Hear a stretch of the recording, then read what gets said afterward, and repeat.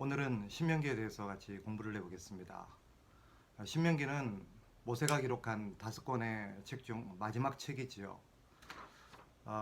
출애굽한 지 40년째가 되던 해에 이스라엘 백성들은 가나안 동편, 즉 요단강 맞은편인 미디안 광야에 모압 광야에 도착하게 됩니다. 신명기 1장 1절에 보면 이렇게 기록이 되고 있습니다.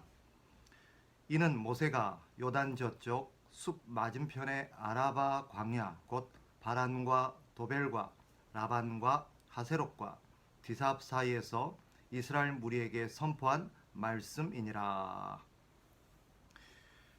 그곳이 어디냐? 우리가 잘 아는 지명으로 설명을 드리면 바로 모압 땅이고 모압 광야입니다.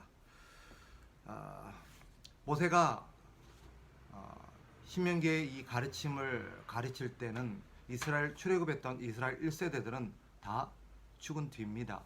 그리고 지금 모세의 설교를 듣고 있는, 즉 모세의 신명기의 설교를 듣고 있는 사람들은 출애굽 2세대들이죠. 신명기는 우리가 아는 것처럼 모세가 이 땅에서 마지막으로 이스라엘 백성들에게 했었던 마지막 고별 설교라고 할 수도 있겠고 또 유언이다라고 표현할 수도 있습니다. 왜 이것이 이스라엘 백성들 향한 마지막 설교요 유언이 되는가? 우리가 아는 것처럼 모세는 가나안 땅에 들어가지를 못합니다. 물론 우리가 앞서 살핀 것처럼 이스라엘 백성들 출애굽 1세대들이 가나안 땅에 들어가지 못한 이유와는 다른 이유 때문입니다. 이스라엘 백성들은 가데스 바네아에서 가나안 땅을 정탐한 이후에 그 땅을 악평하고 하나님의 약속을 믿지 못하므로 그 땅에 들어가기를 거부하지요. 그리고는 다른 지도자를 세워서 애굽으로 돌아가자라면서 반기를 듭니다. 하나님은 진노하셨고 그런 출애굽 1세대들 단 한 명도 가나안 땅에 들여보내지 않겠노라고 선언하셨고 40년 동안 하나님의 말씀대로 이스라엘 백성들은 다 광야에서 죽게 됩니다. 그러나 모세는 거기에 함께하지 않았지요. 그럼 모세가 가나안 땅에 들어가지 못한 이유는 뭐냐? 그 역시 하나님의 말씀에 불순종했던 뼈아픈 과오 때문입니다. 가데스 바네아에서 즉 무리바라고도 하는 그 무리바에서 하나님의 백성들이 물이 없어서 하나님을 원망하고 모세와 아론을 죽이려고 하죠. 그때 모세가 하나님께 이 백성들이 자신을 죽이려고 하고 물이 없어서 원망한다는 그런 백성들의 그런 사무치는 원한, 그런 원한이라기보다는 어떤 불평, 하소연에 대해서 하나님께 아뢰죠. 하나님이 모세에게 지팡이를 들고 와서 그 반석을 향하여 명령을 내려 물을 내라고 말씀합니다. 그런데 모세는 과거 자신의 경험과 기억들을 또 떠올리면서 하나님의 말씀에 불순종하고 마치 자신이 백성들 향해서 물을 낸 것처럼 반석을 2번 두드리는 그런 제스처를 한 이후에 반석에서 물을 내므로써 이 백성들 앞에서 하나님의 영광을 나타내기보다 자신의 영광을 나타내고 맙니다. 이 뼈아픈 사건으로 모세와 아론은 가나안 땅에 들어가지를 못합니다. 이 모세가 신명기를 기록한 이유는 뭐냐? 바로 출애굽한 2세대들을 향한 당부인 것입니다. 즉 신명기의 내용은 이렇게 구성되어 있죠. 출애굽한 이스라엘 백성들, 즉 1세대들이 왜 가나안 땅에 들어가지를 못하게 되었는지에 대한 그 뼈아픈 과거의 사건들을 2세대들에게 상기시킵니다. 그럼으로써 그들을 거울 삼아서 너희는 하나님의 말씀에 불순종하지 말고 하나님의 뜻에 순종함으로써 앞으로 이 가나안 땅에서 살아갈 것을 당부하는 것과 동시에 하나님의 말씀을 지키며 산다는 것이 어떤 것이며 하나님의 뜻이 무엇인지를 다시 그들에게 가르칠 필요성을 느낍니다. 그래서 이 신명기의 설교를 하게 되죠. 신명기는 3편의 설교로 구성되어 있다라고 볼 수 있습니다. 신명기는 전체가 34장으로 구성되어 있죠. 첫 번째 설교가 1장부터 4장까지입니다. 1장부터 4장까지는 서론이라고 볼 수도 있지만 이스라엘 백성들, 즉 남겨진 이스라엘 백성들, 출애굽 2세대들에게 1세대들의 어떤 뼈아픈 실수들을 다시금 상기시키면서 그들이 왜 실패했는지, 그들이 하나님 앞에서 지은 죄가 무엇인지를 상기시킵니다. 그럼으로써 너희는 그런 1세대들의 과오를 본받지 말라는 거예요. 그리고 너희는 오직 하나님의 말씀에 순종하며 살아라는 얘기를 합니다. 이게 1장부터 4장까지의 내용이에요. 그리고 두 번째 부분은 5장부터 26장까지가 두 번째 설교입니다. 신명기 5장에는 어떤 내용이 나오죠? 신명기 전체를 아우르는 가장 중요한 내용 중에 하나인 10계명이 5장에 나옵니다. 즉 5장부터 두 번째 단락인 26장까지는 이 10계명에 대한 어떤 강해라고 할 수도 있겠고 설명이라고 할 수도 있으며 이스라엘 백성들이 하나님의 말씀, 하나님의 뜻이 무엇인지를 다시 가르칩니다. 그리고 하나님의 말씀을 통하여서 이 백성들이 가나안 땅에서 어떻게 살아가야 될 것인지에 대해서 세세하게 가르치죠. 그래서 두 번째 부분은 십계명 교육을 통한 이스라엘 백성들에 대한 신앙 교육 부분이라고 볼 수 있습니다. 그들에게 다시금 하나님의 말씀들을 체계적으로 가르침으로써 이 백성들이 하나님의 뜻대로 살아갈 수 있도록 그 백성들에게 말씀을 가르치는 내용이죠.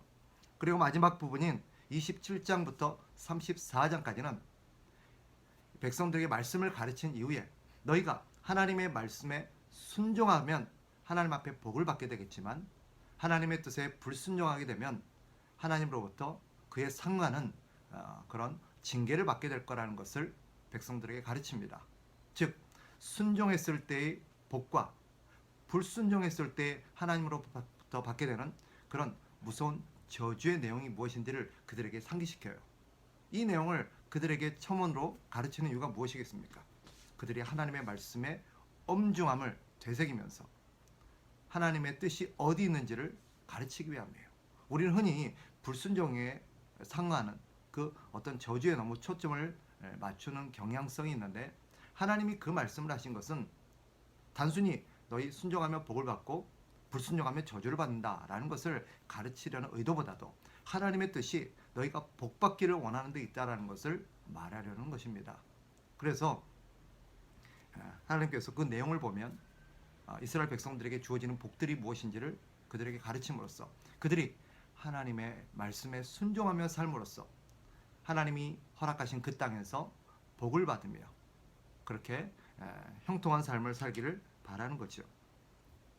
자, 정리해 보면 하나님께서 이 모세를 통해서 신명기를 기록하게 하신 이유, 그것은 신명기를 통해서 이 백성들에게 마지막으로 하나님의 그런 뜻을 가르치는 것입니다. 모세는 떠나기 전에 그들에게 유언과 같은 설교를 함으로써 그들 1세대들의 실패, 더 나아가서 1세대들이 하나님 앞에 범했던 그런 잘못들, 그래서 하나님의 뜻대로 살지 못함으로 인해서 하나님을 실망시키고 하나님의 계획을 좌절시키는 그런 일들을 하지 말고 하나님의 뜻에 순종하면서 삶으로써 하나님 앞에 복을 받고 그리고 하나님의 그런 뜻을 이루는 하나님의 나라를 이루는 그런 삶을 살게 하기 위한 그런 교육의 일환으로 하나님께서 모세에게 신명기를 가르치게 하죠. 그렇다면 이 신명기의 주제는 무엇이냐? 한마디로 말하면 이거예요. 하나님을 사랑하며 살라는 것입니다. 이스라엘 백성들이 가나안 땅에 들어가서 이제 살면서 그들은 많은 것들을 또 보게 될 것이고 경험하게 될 것이고 거기서 그들이 알지 못했던 다양한 어떤 것들을 경험하게 될 것입니다. 그러나 그 무엇도 그들에게 참된 만족과 행복을 줄 수 없다라는 것을 하나님이 신명기를 통해서 가르치는 거예요. 즉 이스라엘 백성들이 이 땅 가운데서 복을 누리면서 형통한 삶을 살 수 있는 유일한 길은 하나님과의 바른 관계를 맺으며 사는 것입니다. 그것을 한마디로 말하면 하나님을 사랑하라는 거예요. 그래서 우리가 아는 것처럼 성경 전체를 요약하면 어떤 문장으로 정리가 가능합니까? 하나님을 사랑하라 라는 말로 요약이 가능합니다. 즉 하나님을 사랑한다는 것은 나아가서 이웃을 사랑하는 것으로 귀결되죠. 그래서 신명기는 하나님의 백성들이 하나님을 사랑하며 살도록 하기 위해서 하나님께서 주신 계명이라고 볼 수 있습니다. 1세대는 그런 관점에서 설명한다면 그들은 하나님이 아닌 다른 것들을 사랑하다가 실패한 거죠.